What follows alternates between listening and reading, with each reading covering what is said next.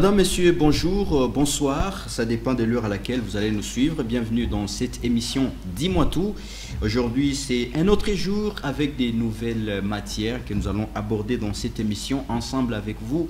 Merci en tout cas à tous ceux qui nous suivent de partout, n'est-ce pas, dans cette émission Dis-moi tout, une émission que vous aimez beaucoup. Aujourd'hui, nous allons parler de la ville de Lubumbashi. Vous avez constaté que la ville de Lubumbashi, surtout le centre-ville, est devenue invivable sur le plan insalubrité. Il y a beaucoup d'immondices. Alors on va essayer de décortiquer un peu cette question avec mon invité sur ce plateau. Il s'agit bien d'Héritier Mayombo, n'est-ce pas, lui qui nous a fait l'amitié dernièrement, qui était avec nous sur ce plateau. Nous l'avons rappelé pour que nous parlions de cette question-là. Bienvenue sur ce plateau. Merci M. Gilles. Bonjour à tous ceux-là qui nous suivent. Voilà. Alors, avant d'entrer dans les vifs de notre sujet, nous allons rappeler à tous nos téléspectateurs que le pape François est arrivé le mardi, n'est-ce pas, à Kinshasa, capitale de la République démocratique du Congo, après avoir été accueilli à l'aéroport international de Njili par le Premier ministre Jean-Michel Sama Lukonde. François a eu un tête-à-tête avec le chef de l'État congolais, Félix-Antoine Tshisekedi Tshilombo. Après, il s'est adressé aux forces vives de la nation, la société civile, les confessions religieuses, les acteurs politiques. Et le mercredi, il a dit une messe en dolo, en présence de plusieurs acteurs politiques, notamment Moïse Katumbi, lui-même le président de la République Félix Tshisekedi, Martin Fayoulou, Bahati Lukwebo, Vital Kamerhe. En tout cas, beaucoup d'acteurs politiques, Jean-Pierre Bemba, et beaucoup d'acteurs politiques étaient là. Peut-être un mot par rapport à cette unité. Est-ce quand même une bonne chose que grâce à l'arrivée du pape, que tous les Congolais se mettent ensemble? D'entrée de jeu, nous devons le dire, le pape nous a fait honneur de fouler les sols congolais de plusieurs. Oui. Il faut bien le dire, c'est une visite qui s'inscrit dans une logique d'une visite diplomatique, non seulement diplomatique, religieuse également, parce que le pape, il est en même temps un chef religieux, oui, mais aussi un chef de l'État. Bien que le Vatican, c'est un État phagocyté, néanmoins, il est reconnu en tant que tel. C'est vrai, cette unité autour du pape, faire ce que nous puissions voir, d'abord privilégier les intérêts de la nation avant de pouvoir compter sur les intérêts politiques. Oui. Donc c'est en réunissant les classes politiques de toutes tendances confondues. Là nous parlons nation, nous parlons Congo. Nous allons voir comment nous devons faire pour éradiquer cette situation d'insécurité qui sévit depuis Belle Lurette à l'est de la République démocratique du Congo. Voilà, dans son discours, il a demandé à la communauté internationale ou à tous ces pays qui sont en train d'entretenir les conflits armés à l'est de la RDC de ôter leurs mains sur le Congo. Oui, il a dit parce que cette guerre, c'est une guerre préparée, orchestrée par les grandes puissances. Oui. Qui ont la même mise sur le Congo afin de pouvoir exploiter illégalement, illicitement les ressources naturelles de la RDC. Donc la RDC est convoitée par les multinationales, oui, qui sans respecter les normes d'exploitation et qui ne veut pas se soumettre, bien entendu, aux lois du pays et en exploitant les ressources et les richesses que nous avons illicitement. Oui. Il a appelé à toutes ces personnes-là de pouvoir ôter leurs mains et il leur a dit que le sol congolais n'est pas un sol conquis. Oui. Ce n'est pas vraiment une vache laitière. Tout à Donc fait. Ils doivent impérativement ôter leurs mains de la RDC afin que le Congo s'autogère. Voilà. Est-ce que ce n'est pas aussi notre malheur, n'est-ce pas, d'être un pays richement sur le plan sol et sous-sol, alors finalement, tout le monde est en train de nous convoiter? C'est pas du tout un malheur. Moi, je crois que les problèmes se situent sur l'homme congolais. Oui.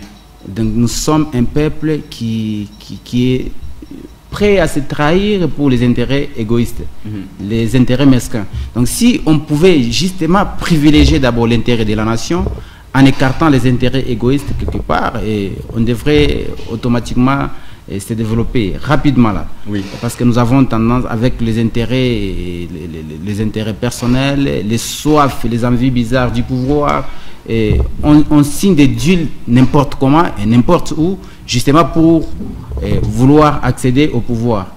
Et il y a des cas, s'il faut bien le dire, bien que nous l'appelons libérateur, mais il avait signé, Mzee avait signé des accords qui nous coûtent jusqu'à aujourd'hui.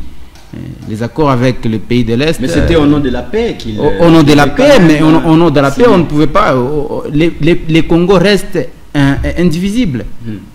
Indivisibles, et c'est parmi les paroles de notre hymne national.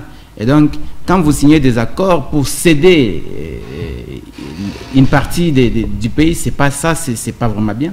Oui. C'est pas bien. Voilà. Alors, je crois que c'est comme ça que le pape s'est inscrit dans cette logique-là de pouvoir dire non et appeler à ceux-là qui ont la même mise sur les Congos de pouvoir ôter la main afin que les Congos s'autogèrent. Il a aussi demandé au gouvernement congolais d'organiser des élections libres, démocratiques et transparentes. C'est quand même une... Nous sommes en plein processus électoral. Et aujourd'hui, il y a une loi électorale qui a été déjà votée, promulguée. Il y a un calendrier électoral. Et aujourd'hui, nous sommes en train de nous enrôler.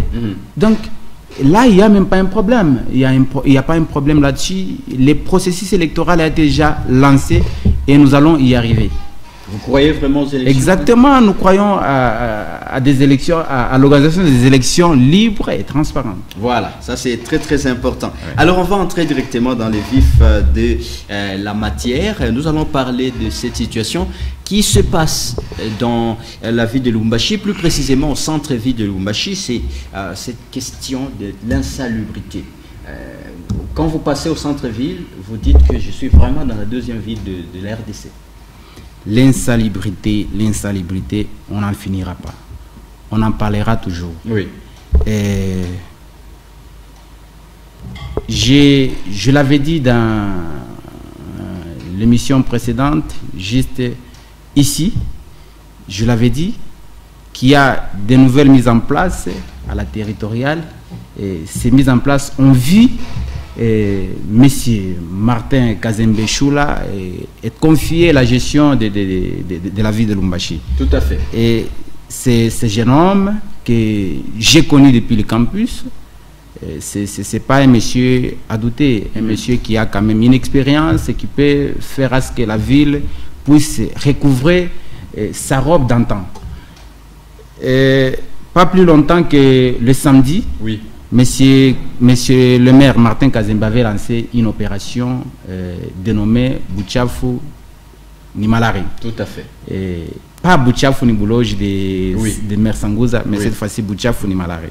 Et avec cette opération, je crois que nous devons nous approprier de cette opération afin de pouvoir éradiquer ces fléaux, cette insalubrité qui est devenue un fléau aujourd'hui dans la ville de Lubumbashi. Tout à fait. Ouais. Parce que vivre dans un environnement malsain, ça vous apporte des maladies. Exactement, exactement. J'avais encore dit, j'avais rappelé que non. Aujourd'hui, c'est nous qui souffrons.